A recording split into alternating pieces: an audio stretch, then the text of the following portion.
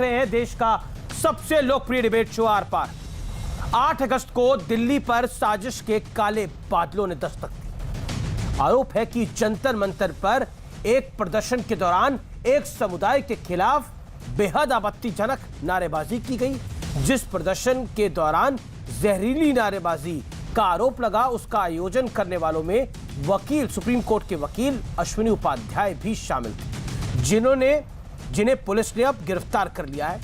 इसके अलावा 5 और लोगों को अरेस्ट किया गया है। हालांकि अश्विनी उपाध्याय पहले ही कह चुके हैं कि भड़काऊ नारे लगाने वालों से उनका कोई वास्ता नहीं है, लेकिन अब इस मुद्दे पर खुलकर पॉलिटिक्स हो रही है, सियासत हो रही है। आम आदमी पार्टी सीधे गृह मंत्री अमित शाह को इसके लिए जिम्मेदार ठहरा रही है, तो ओवैसी भी पीछे नहीं रहे। उन्होंने तुरंत डर की दुकान खोल दी। हालांकि अश्विनी उपाध्याय ने कल ही पुलिस को मामले की जांच करने की शिकायत लिखित में दे दी है। लेकिन इन सब के बीच सबसे बड़ा सवाल यह है, दूसरे साल दिल्ली को सुलगाने की साजिश कौन कर रहा है। आज इसी मुद्दे पर होगी देश की सबसे बड़ी बहस। आर पार, भड़काऊ तंत्र का सूत्रधार कौन।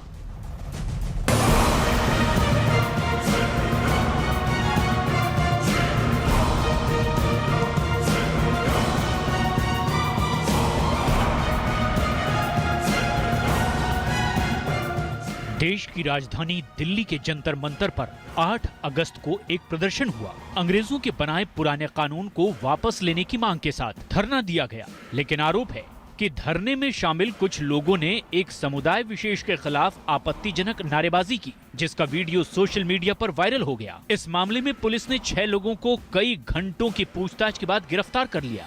एफआईआर दर्ज किया था 8 तारीख को। उसमें एक पर्टिकुलर संप्रदाय है, उसके खिलाफ कुछ टिप्पणियां कुछ लोगों ने की थी। इस तरह का एक वीडियो सामने आया था। वीडियो को भी हमने एग्जामिन किया और बाकी जो फर्दर इन्वेस्टिगेशन वगैरह जो हमने किया, उसके बाद 6 लोगों का इस केस में हमने अरेस्ट डाला है। लेकिन अब इस मामले में जमकर आरोप प्रत्यारोप हो रहे हैं। पिछले साल मोदी के मंत्री ने गोली मारो का नारा लगाया था और उसके तुरंत बाद उत्तर पूर्व दिल्ली में मुसलमानों का खुलेआम नरसंहार हुआ। ऐसी भीड़ और ऐसे नारे देखकर भारत का मुसलमान सुरक्षित कैसे महसूस कर सकता है? देखिए, अमित शाह जी जब से देश के गृह मंत्री बने हैं, दिल्ली की कानून व्यवस्था को कबाड़ा कर दिया उन्होंने। तो दिल्ली की सुरक्षा व्यवस्था ऐसे व्यक्ति के हाथ में है जो खुद नफरत फैलाने वाली पार्टी है, जो खुद दंगा भड़काने वाली पार्टी है। बहुत बड़ा मसला है और गृह मंत्री को सामने आके जवाब देना चाहिए। आखिर अश्विनी उपाध्याय जी का कसूर क्या है? उनके मंच से कोई जहरीले नारे या खराब बात नहीं बोली गई, उनके द्वारा कोई खराब बात नहीं बोली गई, उनके कार्यक्रम में नहीं बोली गई। अब सड़क पे कहीं कोई और लोग खड़े हैं और वो कुछ नारे लगा रहे हैं, तो इसमें अश्विनी उपाध्याय जी का क्या कसूर है? हालांकि अश्विनी उपाध्याय का दावा है कि जहर उगलने वाले लोगों से उनका कोई वास्ता नहीं है। उन्होंने इसकी बाकायदा लिखित शिकायत पुलिस में पहले ही दे दी थी। जो वीडियो रिलीज हुआ है, ना हमने उसको व्यक्ति को कभी बुलाया, ना हमने उसको कभी देखा है, ना हम कभी उससे मिले हैं। आज तक कभी दूर दूर का रिश्ता नहीं उस व्यक्ति से। अगर ये वीडियो सच है तो मैं दिल्ली पुलिस से मांग करता हूं, इस वीडियो में जिन लोग जो दिखाई दे रहे हैं, जो मजहबी उन्माद फैला रहे हैं, उनके खिलाफ कठोर कार्रवाई करें।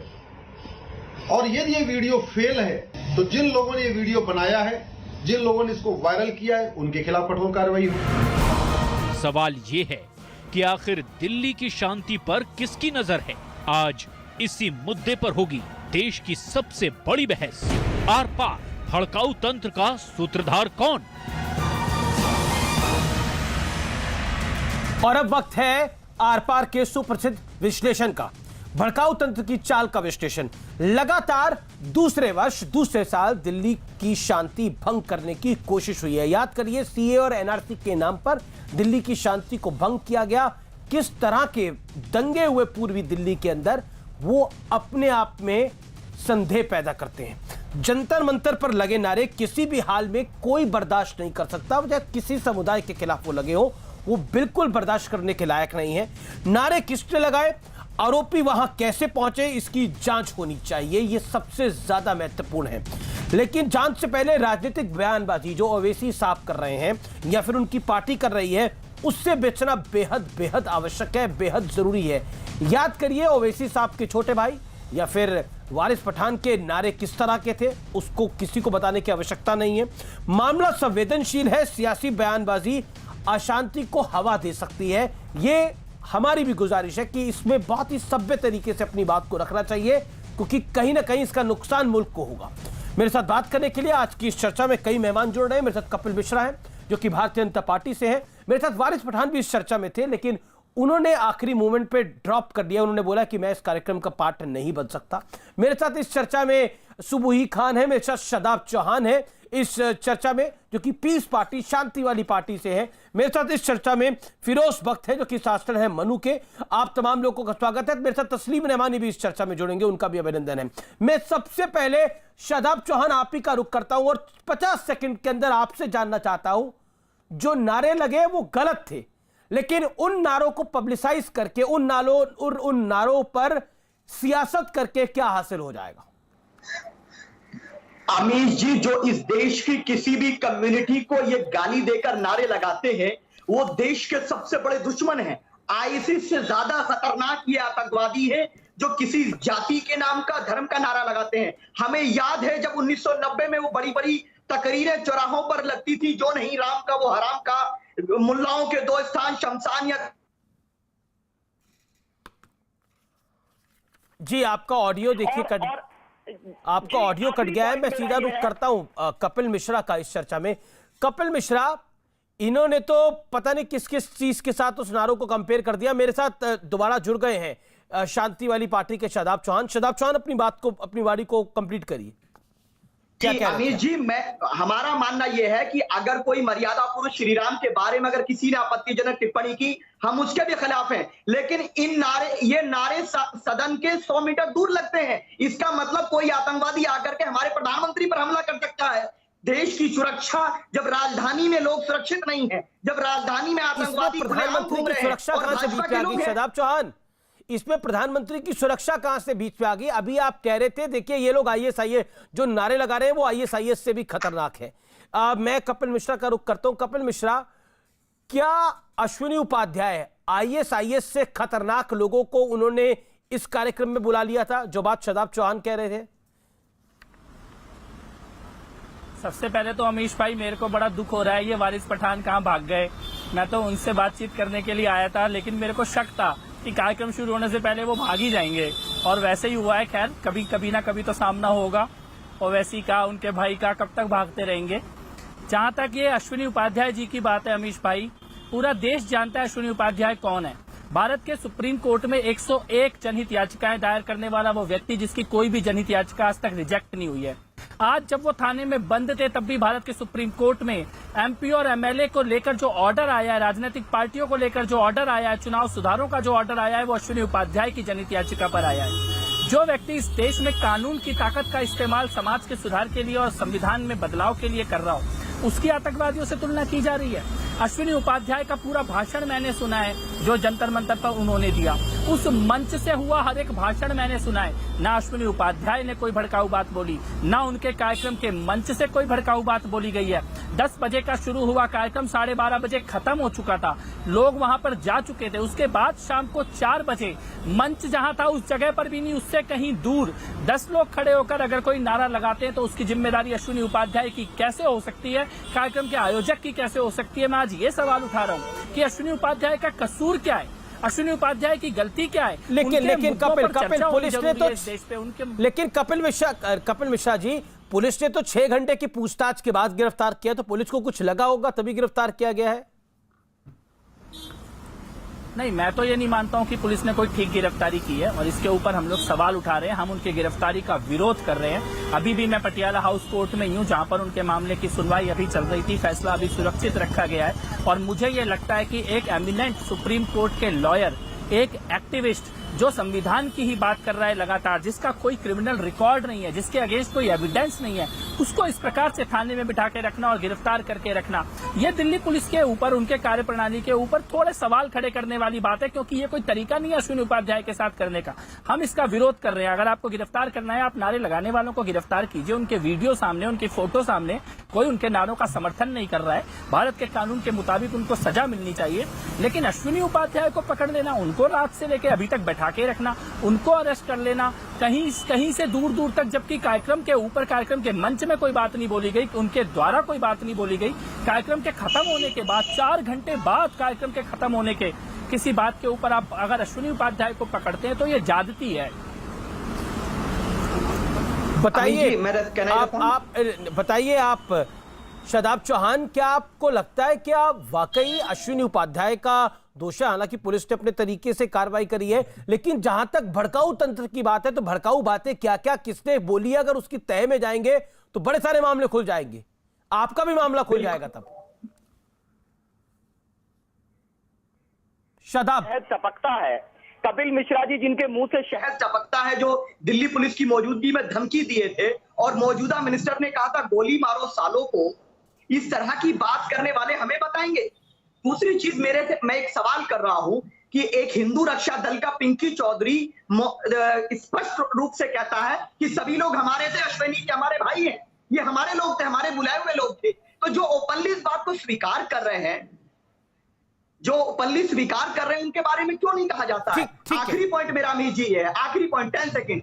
कपिल मिश्रा और ये सब लोग वही कर रहे हैं जो आईसिस चाहता है, और हिंदुस्तान के मुसलमानों को भगाने की अगर आप सोच रहे हो तो याद रख लीजिए, यही जिए यही रहने वाले हैं मिश्रा जी, कहीं नहीं जाएंगे हम। कपिल मिश्रा, आप एक धर्म विशेष को टारगेट करते हैं, फिर मैं तस्लीम रेमानी का रुख करूंगा। जी, मैं तो कह ही रहा हूं कि कहीं ना जाओ, मैं तो कह ही रहा हूं, क्यों जाते हो सीरिया, क्यों जाते हो IAS की ट्रेनिंग लेने, क्यों जाते हो बॉर्डर पार तैयारी करने के लिए, क्यों अपने घरों में ताहिर हुसैन जैसे लोग बम रखते हैं।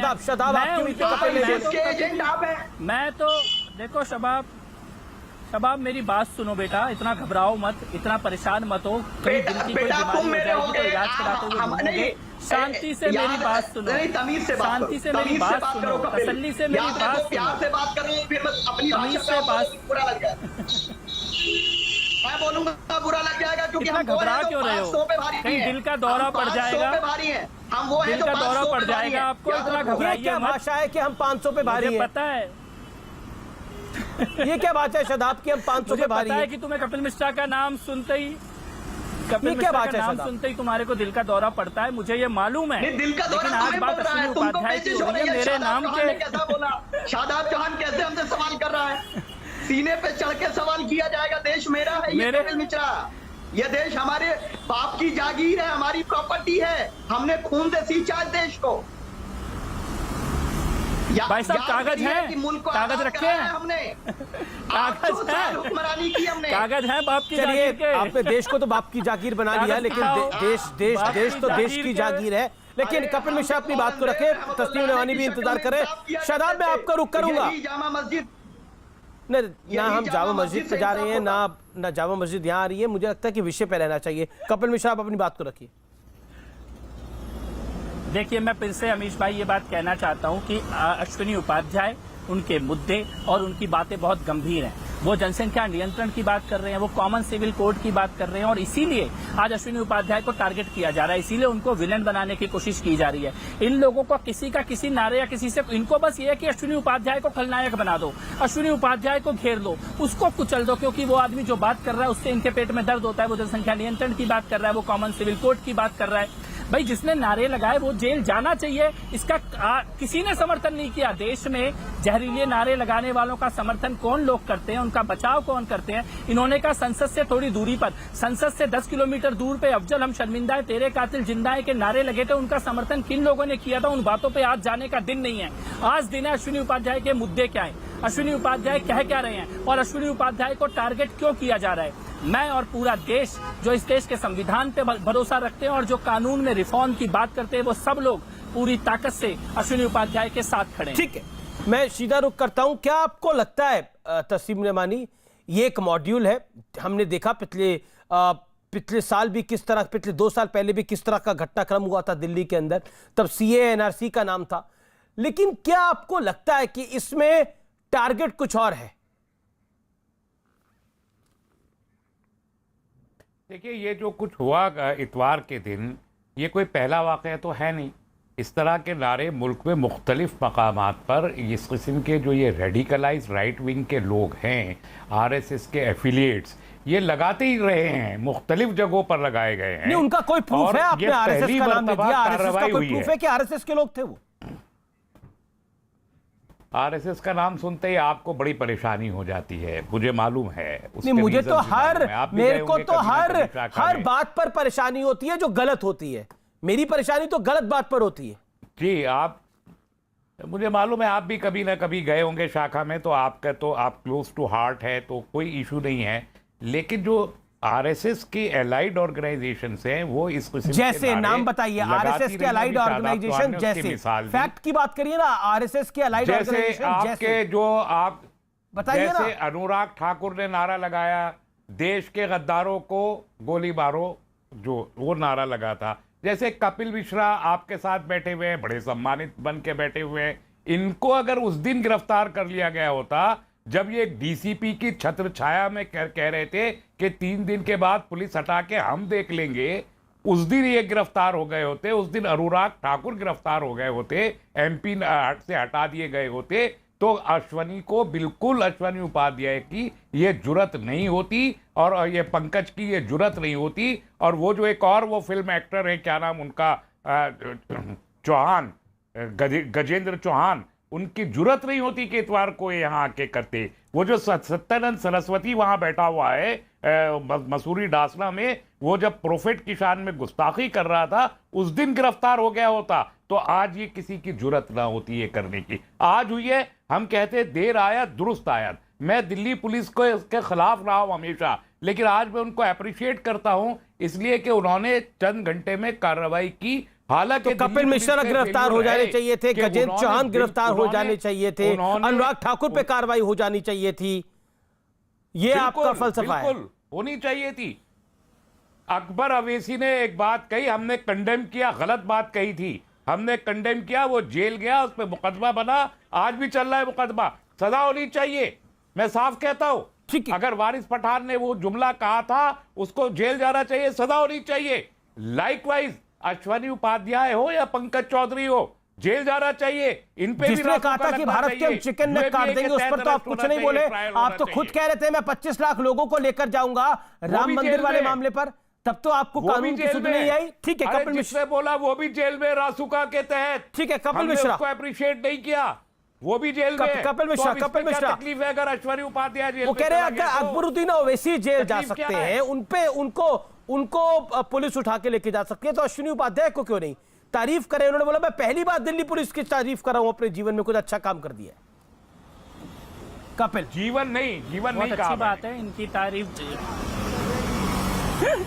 नहीं, देखिए, असदुद्दीन ओवैसी और अश्विनी उपाध्याय की कोई तुलना नहीं है। ओवैसी जिस प्रकार की भाषा बोलते हैं, जिस प्रकार के काम करते हैं, कमलेश तिवारी की मृत्यु पे उनका जो बेहुदा डांस था वो पूरे देश ने देखा। और अश्विनी उपाध्याय भारत के सुप्रीम कोर्ट में खड़े होते हैं, वहां पे खड़े होकर जनहित याचिकाओं के माध्यम से समाज और देश में बदलाव की बात करते हैं। इन दो लोगों की कोई तुलना नहीं की जा सकती। आप सड़क चलते किसी भी आदमी से सुप्रीम कोर्ट में खड़े हुए किसी वकील की तुलना नहीं करेंगे। वो कह रहे हैं कि अगर आपको ही रोका जाता, आपने जो बोला था, आप ही को रोका जाता, आप ही को अंदर बंद कर दिया जाता, तो किसी की हिम्मत नहीं होती। उसके बाद अनुराग ठाकुर पर कार्रवाई हो जाती तो कोई किसी की हिम्मत नहीं होती। इस प्रकार के इनको और इनके पूरे गैंग को इस प्रकार के सपने लेने की पूरी आजादी है। इन्होंने भारत की सुप्रीम कोर्ट में, अदालतों में हर तरह से और पूरे इंटरनेशनल हर तरह का छल कपट झूठ षड्यंत्र करके देख लिया। ना ये कपिल मिश्रा का कुछ बिगाड़ पाए, ना ये अश्विनी उपाध्याय का कुछ बिगाड़ पाएंगे, क्योंकि हम सत्य के साथ खड़े हैं, हम कानून के साथ खड़े हैं और अपने अधिकारों की बात कर रहे हैं। और आपकी बदकिस्मती अभी बहुत लंबी चलने वाली है, आपकी बदकिस्मती बहुत लंबी चलने वाली है।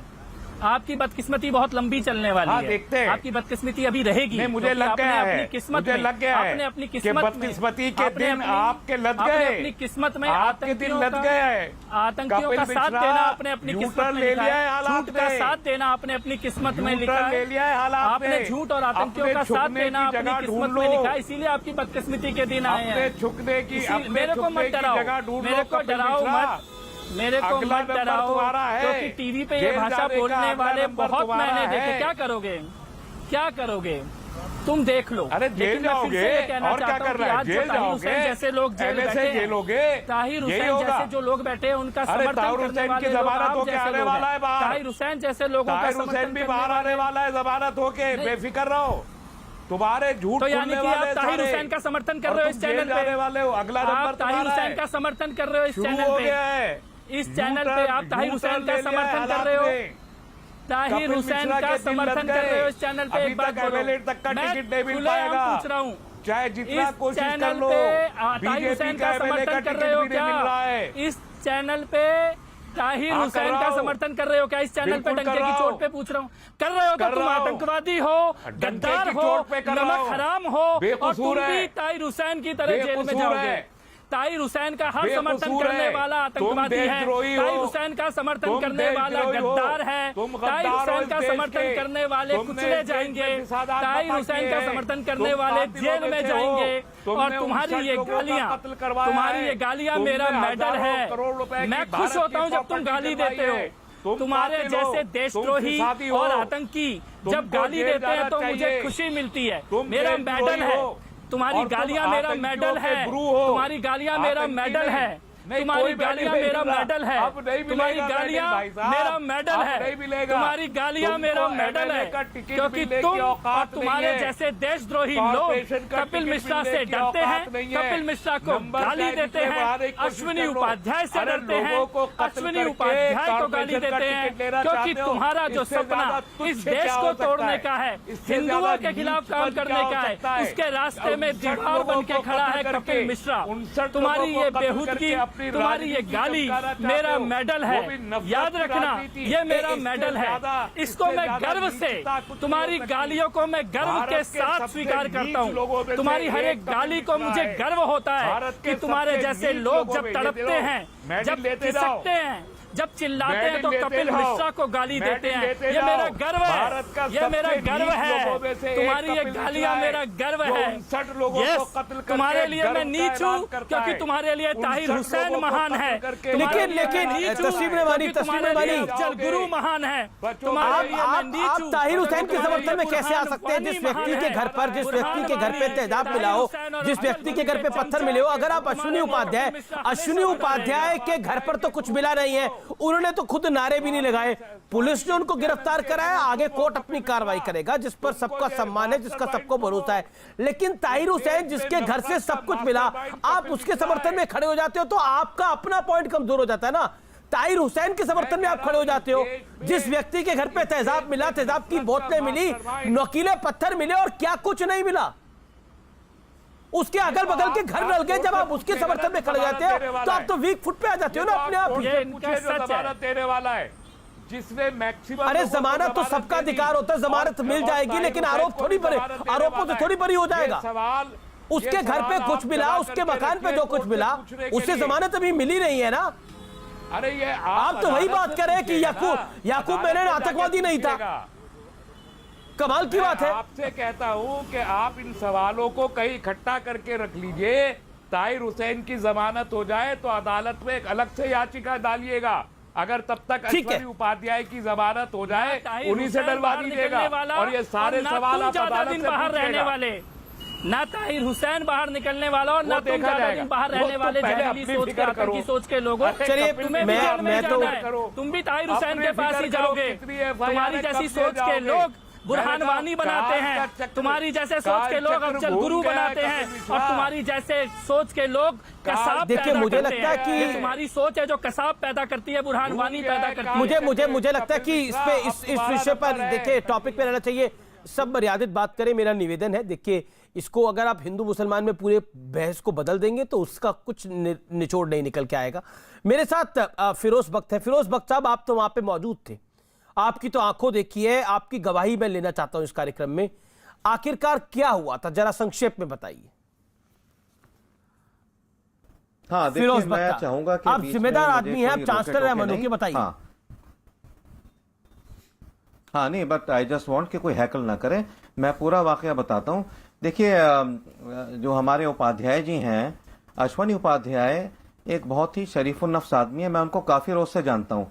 अभी मैं इनको सुन रहा था, कपिल मिश्रा को, ये भी उनको जानते हैं, लेकिन उनसे पहले से मैं इनको जानता हूँ, उपाध्याय जी को। इनका एक मेरे पास नोट आया कि इस तरह से एक देश को जोड़ने की एक आंदोलन वो चला रहे हैं, सबको जोड़ने की, वो मीटिंग में आप आइए। तो मैं 10 बजे पिछले संडे 8 अगस्त को वहां उनके स्टेज पे पहुंच गया। बोलने वाले बहुत थे, मुझे भी बोलना था, लेकिन इत्तेफाक से वक्त की कमी रह गई। हो सकता है मैं बोलता तो जिन लोगों ने जहर उगलाया वहां रोड पे, मेरी बात सुन के शायद वो अपने को सुधार लेते, नहीं करते। तो 10 बजे मैं वहां था, 11:50 पे मैं चला गया। और मोस्टली ज्यादातर उसमें कपिल मिश्रा जी बोले, कपिल मिश्रा कह रहा हूं, उपाध्याय जी बोले, उनके कुछ दोस्त बोले, और जो भी बोला, कहीं कोई नारेबाजी नहीं हुई, कहीं कोई किसी ने जहर नहीं उगला। मैं मतलब 11:50 तक बहुत अच्छी ये मीटिंग चली, लोगों ने भी इसकी बड़ी तारीफ करी। और उसके बाद जब 11:50 पे उन्होंने ऐलान कर दिया था उपाध्याय जी ने कि अब ये पुलिस ने हमारे वो हटा दिए हैं माइक्स जो हैं, अब आप सब लोग अब शांति रूप से घर चले जाइए। तो सब लोग घर चले गए। तकरीबन 12 बजे तक वो भी घर चले गए। 11:50 पे तो मैं आ गया था, फिर बारिश आ गई। तो ये जो एक इनके खिलाफ एक महाज खड़ा किया है कुछ लोगों ने, एक लॉबी है जो कपिल जो इनके खिलाफ हैं, उपाध्याय जी के, अश्वनी उपाध्याय जी बड़ा अच्छा काम कर रहे हैं। मैं एक बात कह दूं, अमीश जी, ये जो उपाध्याय हैं, law breaker, he is a law maker. ये सुनिए, मेरी बात सुनिए। ये जो सिविल कोड है, कॉमन सिविल कोड, उसकी बात कर रहे हैं। ये पॉपुलेशन कंट्रोल की बात कर रहे हैं। अंग्रेजों के जमाने के जो बहुत घिसे पिटे और गलत किस्म के कानून हैं, जो कि हम सब के, आपके, हमारे खिलाफ हैं। पर ये नारे किससे लगा दिया आकर? इन्होंने पुलिस वालों से भी रिक्वेस्ट की थी। फिर ये नारे कहां से लगे, कितने बजे नारे के? आपकी जानकारी के अनुसार ये नारे कितने बजे लगे? बता रहा हूं,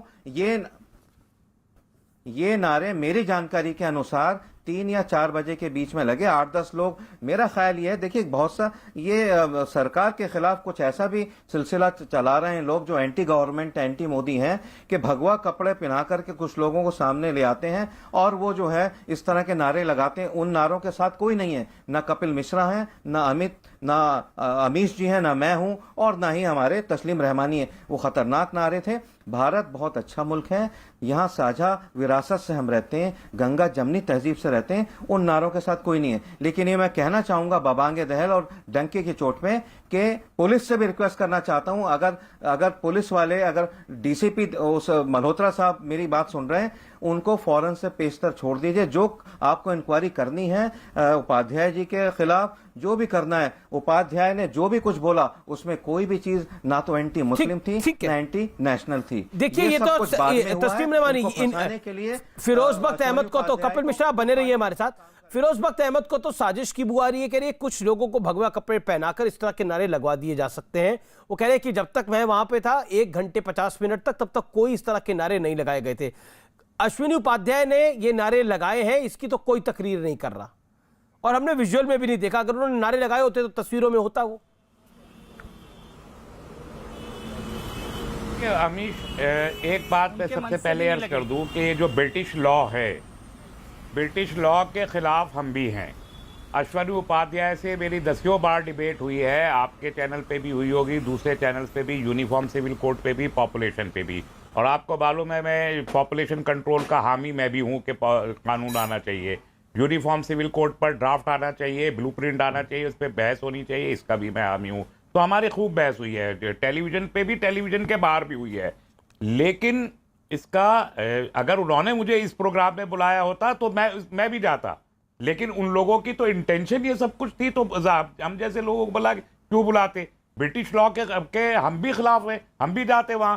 लेकिन एक बात याद रखिए कि नूरी फाउंडेशन ने जब बंबई में एक इजलास बुलाया था और वहां पर हंगामा हुआ और वहां पर डिस्टर्बेंसेस हुए, तो और वो डिस्पर्सिंग मॉब था जो जिसने वो सारा डिस्टर्बेंस किया था, तो केस नूरी फाउंडेशन के खिलाफ बना था। लोग नूरी फाउंडेशन के ओहदेदारान उसमें गिरफ्तार हुए थे, ऑर्गेनाइजर्स उसमें गिरफ्तार हुए थे। और ये पुलिस का कानून है कि डिस्पर्सिंग मॉब भी जी अगर वायलेंट हो जाता है या कोई गलत एंटी नेशनल एक्टिविटी करता है तो ऑर्गेनाइजर उसका जिम्मेदार होता है। और ऑर्गेनाइजर अश्वनी उपाध्याय थे, नारे उन्होंने लगाए या नहीं लगाए इससे फर्क नहीं पड़ता।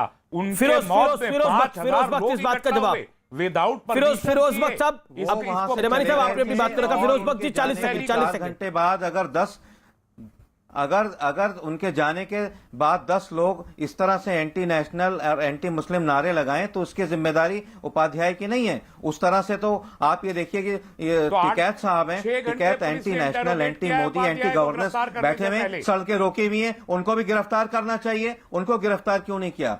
ये कोई तरीका थोड़ी है। सड़क Ashwini Upadhyay is a law maker, he is not a law breaker.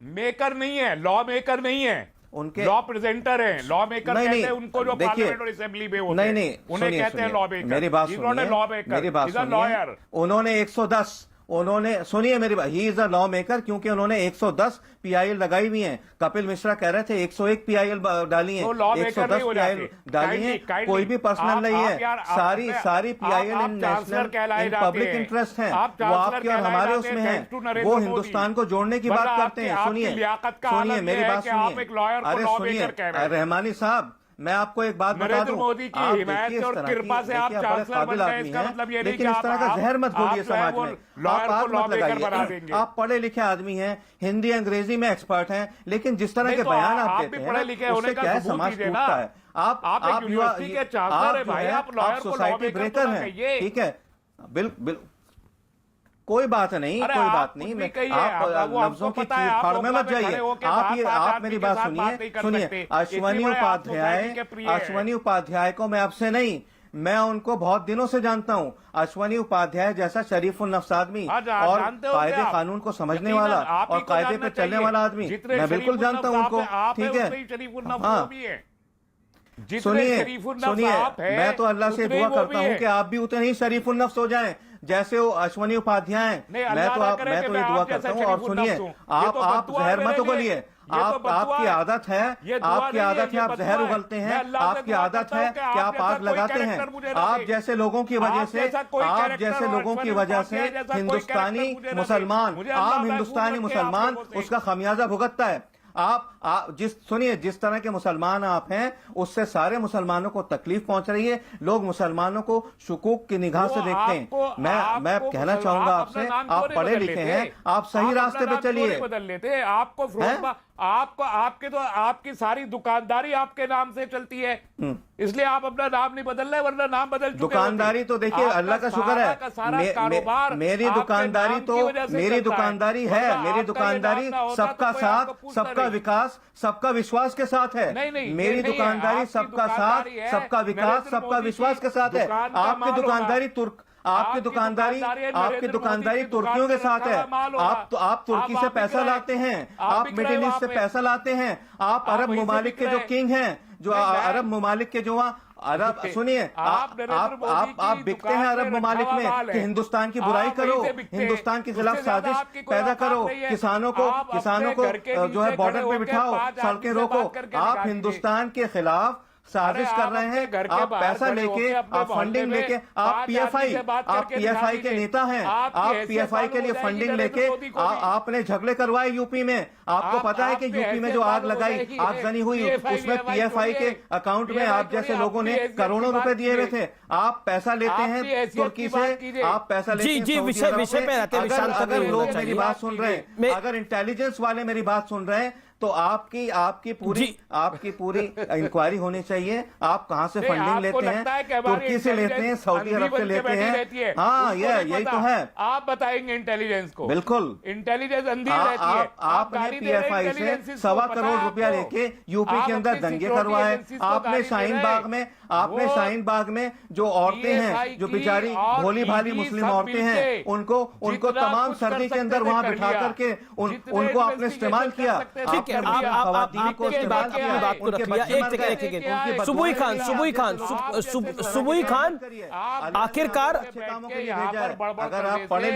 भड़काऊ तंत्र का जिम्मेदार कौन है? सुबुई खान, एक सेकंड, सुबुई खान को सुन लेते हैं।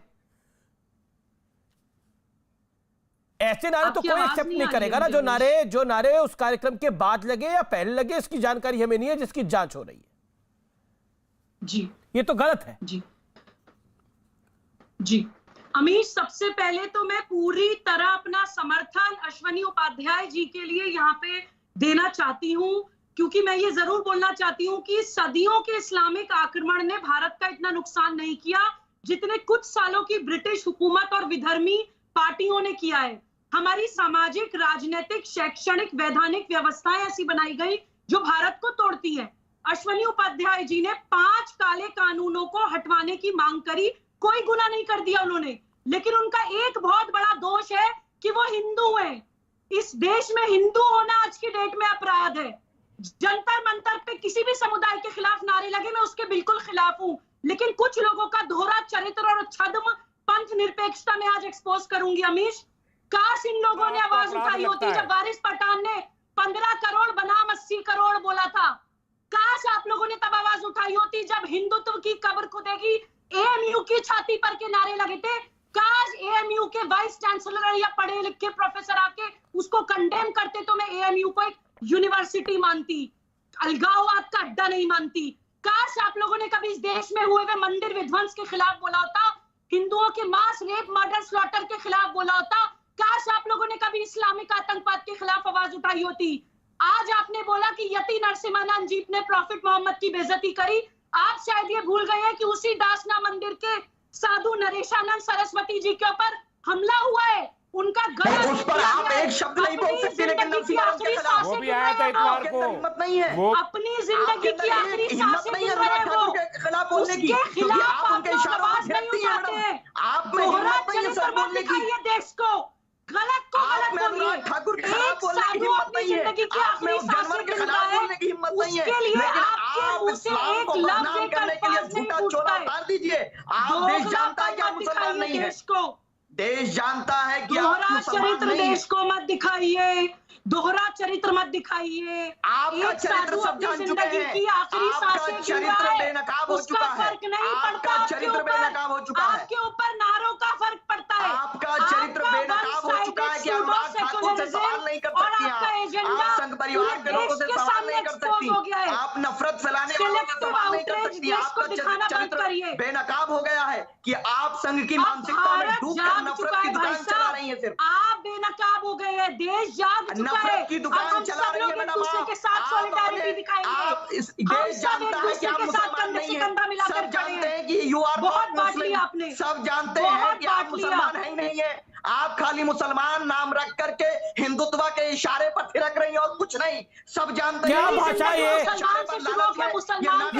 भाषा है, ये क्या भाषा है कि आप मुसलमान नाम रख के हिंदुत्व के इशारे पे थिरक रही हैं। एक महिला के लिए इस तरह की भाषा का इस्तेमाल करना शायद अब नहीं। एक सेकेंड देखिए, आपको सुबुई खान जो बात कह रही है उस पर आपत्ति हो सकती है, उसको कायदे से आप अपनी आपत्ति को दर्ज कराइए।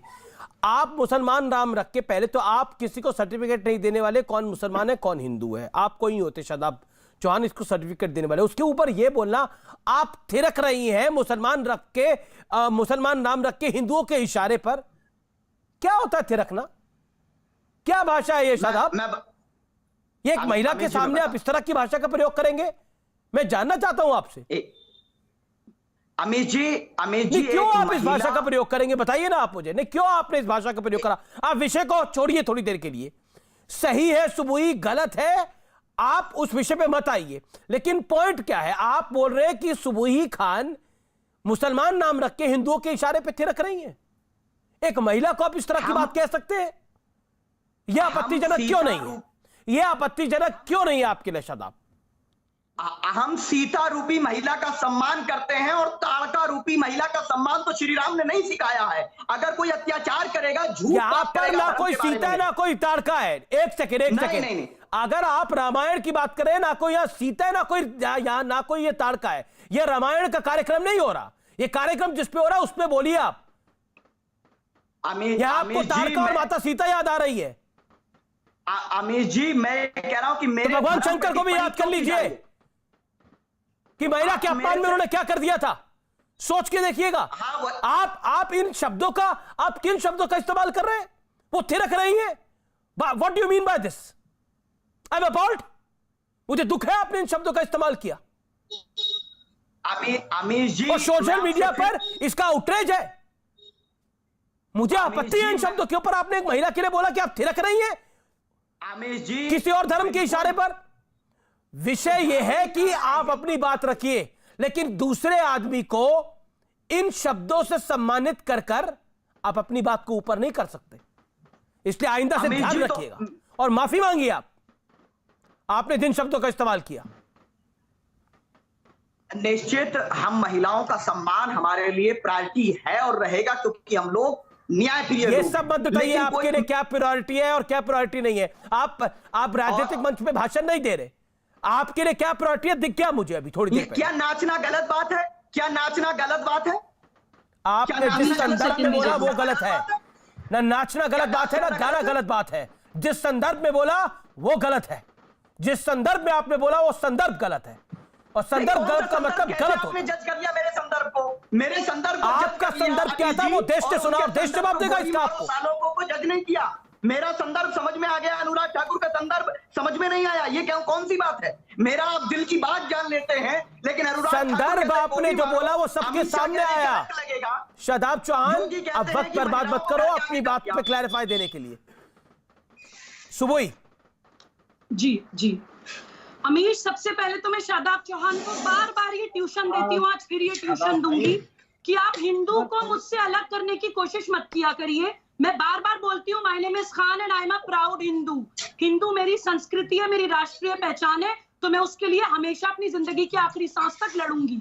दूसरी बात, अगर आज प्रॉफिट मोहम्मद का अपमान हो रहा है तो आप जैसे मुसलमानों के कारण, अगर इस्लाम पे उंगली उठ रही है तो आप जैसे मुसलमानों के कारण, अगर समुदाय विशेष के विरुद्ध नारे लग रहे हैं तो आप जैसे मुसलमानों के कारण। नहीं, उसको कैसे जस्टिफाई कर सकते हैं सुबोई? नहीं सुबोई, किसी समुदाय विशेष के खिलाफ अगर नारे लगे तो उसको जस्टिफाई नहीं किया जा सकता। और मेरा मंच तो मत इस्तेमाल करिए उसको जस्टिफाई करने के लिए। कोई गलत व्यक्ति हो सकता है, लेकिन उसके लिए समुदाय विशेष को टारगेट नहीं किया जा सकता। मेरा पॉइंट ये है। अमीश, ये सिलेक्टिव आउटरीच क्यों दिखाते हैं? सिलेक्टिव आउटरीच की आप बात करिए, सिलेक्टिव आउटरीच की बात करिए। आप बोले किसी के ईस्ट को आप कुछ बोले, मुझे उस पर आपत्ति है और मैं वो नहीं बोलने दूंगा, वो जायज नहीं। अमीश, आप बहुत, मैं उसका सम्मान करती हूँ, वही हमारी संस्कृति है अमीश। अपने लिए अभिमान, दूसरे के लिए सम्मान, यही भारतीय संस्कृति है। लेकिन हमारी अच्छाई को इन लोगों ने मजाक बना रखा है। मैं सिर्फ एक सवाल पूछ रही हूँ कि अगर जंतर मंतर पे लगे समुदाय विशेष के सिर्फ नारे हमें बुरे लग रहे हैं, तो साधु नरेशानंद सरस्वती जी अपनी जिंदगी की आखिरी सांसें गिन रहे हैं, उनके लिए दो शब्द इनके मुंह से क्यों नहीं निकल रहे हैं? ये सवाल इनसे पूछिए आप। ठीक है, तस्लीम रमानी। देखिए अभी पहली बात तो ये कि ये जो सुबुही बैठी हैं, ये कह रही हैं कि हिंदू होना अपराध है। सवाल पूछा है आपसे, एक सवाल पूछा है, उसका जवाब दीजिए, घुमाइए मत। सवाल का जवाब दीजिए रहमानी साहब। सुबोई क्या साधु नरेशानंद सरस्वती जी के ऊपर हमले होने को आप कंडेम करते हैं? ठीक है, जवाब तो सुन लीजिए सुबोई, निवेदन स्वीकार करिए ना, जवाब भी दे दूंगा। सुनिए ना जवाब। मैंने कहा फिरोज बख्त अहमद हों या ये मोहतरमा सुबुही खान हो, इनको लगता है कि हिंदू होना अपराध है, इसलिए लोग अब तक आज तक नाम नहीं बदले, और मुस्लिम होने से बड़ा अच्छा मॉनेटरी फायदा अमीश जी मुझे जवाब देने देना, इसलिए भी नाम नहीं बदला। अदरवाइज तो ये एडमिट करते ही। अरे मॉनेटरी फायदा तो आप उठा रहे हैं। मेरे कार्यक्रम में सब लोग साथ नहीं बोलते, मेरे कार्यक्रम में सब लोग साथ नहीं बोलते। तस्लीम रमानी का वक्त है, वो बोलेंगे 40 सेकंड, फिर कोई और बोलेगा। ये जो स्वामी नृत्यानंद स्वामी, ये जो सरस्वती है, ये जो सरस्वती है जिसने पैगंबर इस्लाम की शान में गुस्ताखी की, क्या सुबुही उसको उस शख्स के इन बदबख्ताना लफ्जों को एंडोर्स करती हैं? क्या वो ये मानती हैं कि जो कुछ स्वामी ने स्वामी के तो नाम को बदनाम करता है, वो उसने जो कुछ कहा वो ठीक था? क्या इसके अलावा जितने लोग इस किस्म की बातें करते रहते हैं, अनुराग ठाकुर टाइप के लोग, अनुराग ठाकुर ने कब ऐसा बोला? अनुराग ठाकुर ने कब ऐसा बोला? बातों को अनुराग ठाकुर ने कब ऐसा बोला? क्या ये एंडोर्स करती हैं? नहीं, अनुराग ठाकुर ने बोला। आप अगर भूल गए तो मैं आपके हाफजे में वापस ला दूं। हाँ, क्या बोला? देश के गद्दारों को गोली मारो। उन्होंने गोली मारो किसने बोला? पब्लिक बोल रही थी नीचे से। अनुराग ठाकुर का दोष है वो? नहीं, हाँ यही तो, पब्लिक नहीं बोल रही थी।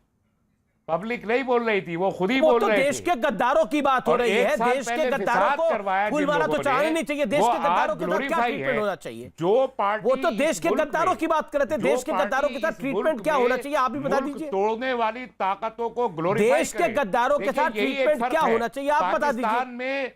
पाकिस्तान में मंदिर टूटता है, सुप्रीम कोर्ट 40 लोगों को मुजरिम बना के जेल में डाल देती है और मंदिर के रिकंस्ट्रक्शन का हुक्म देती है। भारत में मस्जिद को शहीद किया जाता है, शहीद करने वाले डिप्टी प्राइम मिनिस्टर बन जाते, होम मिनिस्टर बन जाते, चीफ मिनिस्टर बन जाते, बड़े बड़े मिनिस्टर। यही फर्क है। हमारे देश अगर दुनिया में तो बदलाव पाकिस्तान हो रहा बेहतर है, आपको लग रहा है? इस तो मानसिकता मतलब आपको की वजह से पाकिस्तान हो रहा है बेहतर लग रहा है? कि वाह यहाँ रहमानी साहब, मस्जिदों पाकिस्तान को बेहतर शहीद लग रहा है करने आपको? वाले, भारत से कितनी फिसाद बड़ी बपा स्टेटमेंट दे करने दी आपने वाले, अभी। मुसलमानों को गाली पाकिस्तान देने आपको वाले बेहतर लग रहा है भारत यहाँ से? पर सम्मानित हो करार पाते हैं, यहाँ मंत्री बनते हैं। लेकिन उससे पहले यहाँ आपने पर वही उनको नहीं वो नहीं glorify देखा, किया जाता है। वो जिस उनके गले मस्जिद में हार को आप पहनाए जाते हैं। बाबरी यहाँ मस्जिद पर कहते थे, उनको वो भगवान scholarship रामलला के दिए मंदिर को जाते तोड़ के ही बनाई यही गई थी। फर्क है। वो रामलला सारी के मंदिर को दुनिया तोड़ के ही बनाई गई सारी थी। दुनिया में कहीं ऐसा नहीं होता। सारी सिवाय ये दुनिया, भाजपा आपको की लगता है सरकार की। पाकिस्तान भारत से बेहतर है?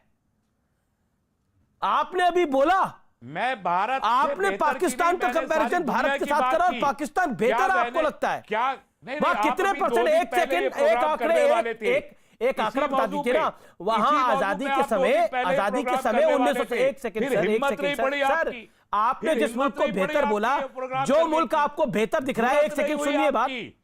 रहमानी जब साहब। सुप्रीम कोर्ट ने वहां के सुप्रीम कोर्ट ने वहां के कुछ भी किया हो, मेरी नजर में भारत बेहतर है, पाकिस्तान बेहतर नहीं होगा मेरी नजर में कभी। मैं साफ पूछ रहा हूं। दूसरी बात, एक सेकंड, मेरे को एक रहमानी साहब, इतने उत्तेजित और नाराज क्यों हो रहे हैं? आप ही ने बोला ना पाकिस्तान बेहतर है, तो पाकिस्तान बेहतर जिस आंख से आपको लगता है, मैं जिस मुंह से आपने बोला पाकिस्तान बेहतर है, मैं सवाल पूछ रहा हूं आपसे। मैंने जुर्म किया, रहमानी साहब, और अदालत कहती है नहीं ये मुजरिम नहीं है। एक सेकंड भाई कैसे साहब, तारीफ सुन करूं? लो, कैसे सुन तारीफ लीजिए, करूं ऑडियो अदालत को की? डाउन कर रहा हूं आपके। सवाल सुनिए, इत्मीनान से सुनिए, जल्दबाजी क्यों है? आपने बोला पाकिस्तान बेहतर है, देखिए वहां की सुप्रीम कोर्ट क्या कर देती है। आप मुझे बताइए, भारत में कितने, एक सेकंड, ये बताइए, पाकिस्तान में कितने परसेंट हिंदू थे जब देश आजाद हुआ? जब देश का बंटवारा हुआ कितने परसेंट हिंदू थे? कितने परसेंट सिख थे? आज कितने बचे हैं? बताइए, बेहतर मुल्क के आंकड़े बताइए ना, जो मुल्क आपको आदर्श मुल्क दिख रहा है उसके आंकड़े बताइए। एक भी हिंदू वहां नहीं रहता, अगर एक भी हिंदू वहां नहीं रहता, इसके बावजूद वहां पुराने मंदिर मौजूद हैं। अगर कोई शरीर आदमी वहां मंदिर को आपको हाथ लगा पता देता है तो जेल जाता है। और वहां की आपको पता है हुकूमत मंदिर बनवाती है। 47 और में यहाँ 15% पर हिंदू आबादी थी वहां पर, जो आज आदमी 1.5% से भी कम है, मस्जिद जिसका शहीद कोई करता है, वालिस नहीं है। जो लड़की मस्जिद बच्चियों को शहीद उठा के करता चले है, जाते हैं। वो कटाशराज होम मंदिर का मिनिस्टर हाल आप बना भूल दिया गए? कटाशराज मंदिर का हाल क्या हुआ? पाकिस्तान के अंदर सिंधियों की जो कुलदेवी थी उसका हश्र क्या किया गया, वो आप हाल भूल गए? ये पाकिस्तान की वकालत कर रहे हैं मेरे कार्यक्रम में बैठकर, और ये देश की जनता सुन भी रही है उस बात को। कत्ल करके, और फिर आप कहते हैं मेरा मुल्क खराब है, फिर आप कहते हैं मेरा मुल्क खराब है और पाकिस्तान बेहतर है। रहमानी साहब, आपसे उम्मीद नहीं थी। आपको पाकिस्तान बेहतर दिख रहा है भारत से? ना सिख बचे, ना हिंदू बचे, ना कोई बचा वहां पर, और आपको पाकिस्तान बेहतर दिख रहा है, और यहां का सांप्रदायिक सौहार्द आपको बेहतर नहीं दिखता।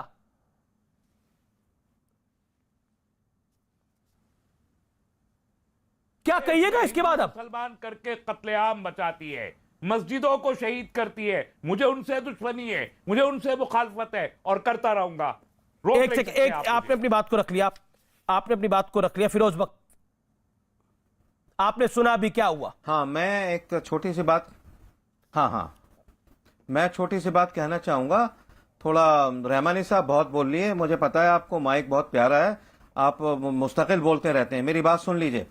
पहले तो मैं शादाब से कहना चाहूंगा, शादाब मियां, आप मेरे मेरे बेटे की तरह हैं, आप इस बात को समझ लीजिए, जो आपने अल्फाज कहे हैं, सुनिए, आपने जो अल्फाज कहे हैं सुबोही के खिलाफ कि वो थिरकती हैं, आप अपने अल्फाज वापस लीजिए। आपको पता है कि इस्लाम के अंदर कितनी कदर है औरत की, कितनी कदर है एक माँ की। इस्लाम में ये कहा गया है कि इस्लाम में कहा गया है कि एक माँ के कदमों के नीचे जन्नत होती है। और आपने दूसरा बुरा काम क्या किया है, थिरकना। आप डांस को बदनाम कर रहे हैं। आप अपने अल्फाज वापस लीजिए, वरना फिर यह है कि एक आपको नोटिस भेजा जाएगा। ठीक है, आप अपने अल्फाज वापस लो शादाब मियां, आप पढ़े लिखे नौजवान हो, जो नोटिस आपने भेजना जैसे वही भेजिए तो कहा है कि ये हिंदू के नाम पे थिरकती है, इसको छोड़ दीजिए पहली बात। अरे और दूसरी बात, और सुनिए मेरी बात सुनिए, सुनिए तो रहमानी साहब, आपका खाना हजम नहीं होता जब तक पाकिस्तान का जिक्र ना कर लें। अगर आपको पाकिस्तान इतना अच्छा लगता है तो आप क्यों रह रहे हैं ओखला में, क्यों रह रहे हैं यहाँ पे जाकिर नगर में? आप पाकिस्तान चले जाओ, लाहौर बड़ा अच्छा खूबसूरत शहर है, खाने पीने की बड़ी अच्छी चीज मिलेगी, कराची में अच्छे मकान मिलेंगे आपको, अच्छे बागात मिलेंगे। तो आपको पाकिस्तान अच्छा लगता है, आपका खाना हजम नहीं होता पाकिस्तान के बगैर। रेमानी साहब जवाब, हम तो उसके लिए भी अच्छा चाहते हैं। रेमानी साहब जवाब, आप हमेशा हिंदुस्तान के खिलाफ, आप मोदी के खिलाफ, आप अमित शाह के खिलाफ, आप आरएसएस के खिलाफ, आप बीजेपी के खिलाफ, बगैर किसी बात के आप जहर उगलते रहते हैं। आप जो ये जहर उगलते रहते हैं। सुबोई खान, देखिए मेरी बात सुनिए, 10 सेकंड। जी अमीश, या तो भारत का कंपैरिजन पाकिस्तान से हो रहा है। जी अमीश, रहमानी साहब की रियल जो इंटेंशन है वो अक्सर नेशनल टीवी पे एक्सपोज हो जाती है। मैं सिर्फ ये कहना चाहती हूँ कि हमारी भारतीय संस्कृति हमें सिखाती है एकात्मता का एहसास और आक्रमण का प्रतिकार। अगर किसी भी समुदाय के खिलाफ नारे लगे तो अमीश देवगन जैसे जी, मुझे ब्रेक के लिए रुकना पड़ेगा, मैं ब्रेक ले रहा हूँ, ब्रेक के बाद वापस आता हूँ।